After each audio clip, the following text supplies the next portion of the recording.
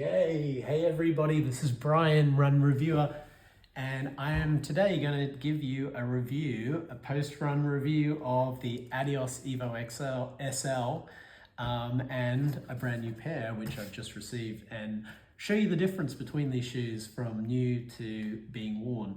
If you do like the content you're receiving here, please add some comments. Tell me more about what you like, what you don't like, things I can do to improve the channel. But also please like and subscribe too. Okay, so the Adidas Evo SL, these sell for 240 Australian dollars, $150 in the US. I think these are well and truly the best daily training shoes out on the market today and ever. I've run in 40 plus different types of shoes and own 40 different types of running shoes plus. And for example, I have 8 pairs of Superblast 2s, which I haven't even started wearing yet and running with. That's how much I like Superblast 2. These are a lot better than Asics Superblast 2s. The reason I like these more than Asics Superblast 2s is they're a lot more agile. They feel faster when you run in them.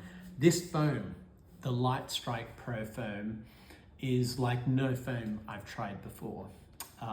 The responsiveness when you run in it as a daily trainer is spectacular. It bounces and kicks you back like that. It is absolutely awesome as a daily trainer shoe. Now, there are better super shoes out in the market, but for your daily trainer, tried and tested regular running shoe, you could even run races in this, a really good shoe. I think the problem with this shoe is when you're running more than 20 kilometers, so you're getting into the 25, 30 kilometer mark on a long run, that's when the Superblast 2s are a lot more valuable because they are a lot firmer when it comes to doing those runs when your legs are tired at the end. These feel a little bit more spongier. They're bouncy, they're responsive, but they do feel a little bit more cushioned as you're getting into that 30, 40, which is where you need a little bit of help where the Superblast, Asics Superblast 2s or the Superblast ones come in. But other than that, I find the Asics Superblast 2s very big, very clunky. They have a high stack height and not technically race legal if you're an elite, but what elite's gonna wear a Superblast 2 but for a race? But I would say these shoes just feel a lot more faster and quicker. I can't help but not run 5-7% faster in these shoes than a Superblast just because they feel so much more fun to run in as a daily trainer.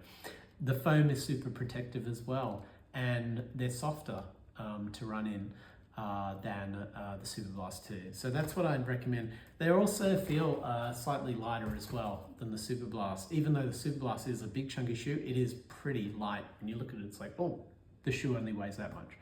So that's kind of my comparison of the Superblast 2 versus this shoe.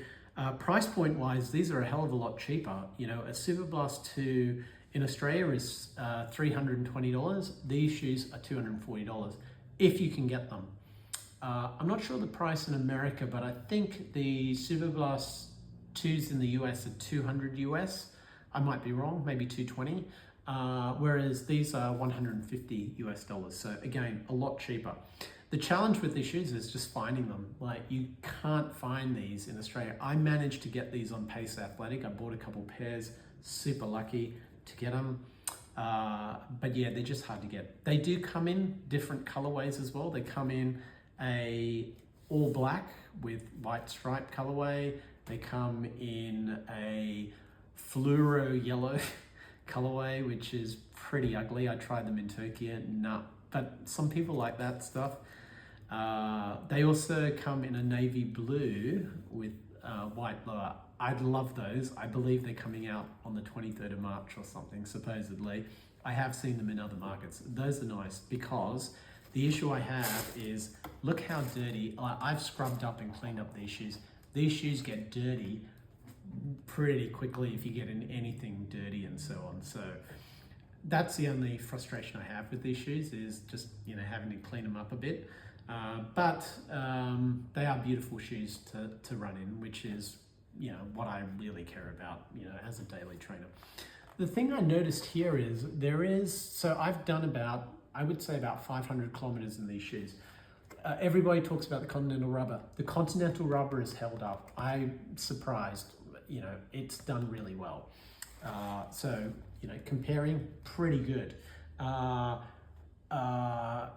Very little wear on the rear. If you're heel striking, it's held up like exceptionally well for a shoe which I've run so much in. So the only thing that I've not like it's held up well is just the just the color. It just gets dirty really quickly, unfortunately. So that's why I'm looking forward to the navy blue version. The bounce on the Lightstrike Pro Foam is still excellent.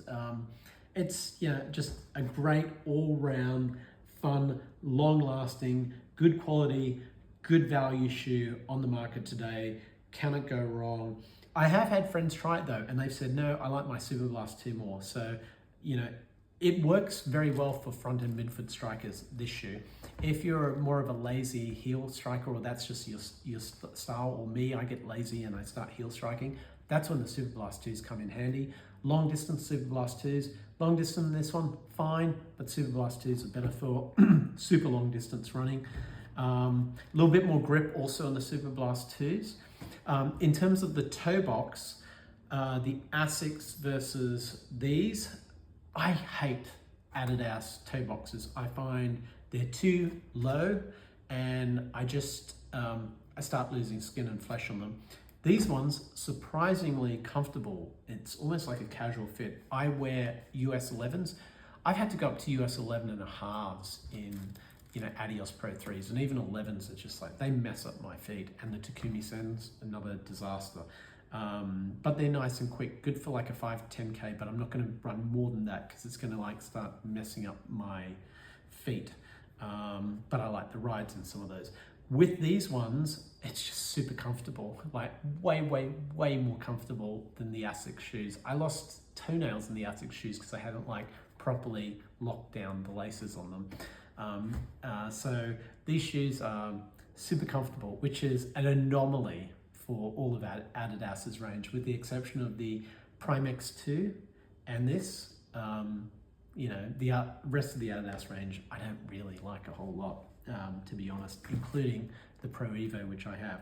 And let's talk about that. Let's compare like these two shoes. They, this shoe looks like a very expensive shoe, which is like 5 times the price of these shoes.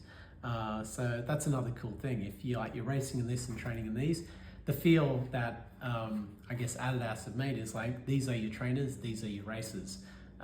So it's kind of cool to have both, but again, like I talk about this, but the toe box in this is a lot more shallow than these, and yeah, I decided not to use this for race days, and I'm still sticking with my Endorphin Elites. So yeah, that's a good summary. I hope that was helpful. Please give me some of your feedback in the comments, like and subscribe to the video, and I am Brian, I am Run Reviewer. Stay tuned for some more great shoe content and some other content as well. Take care. Bye.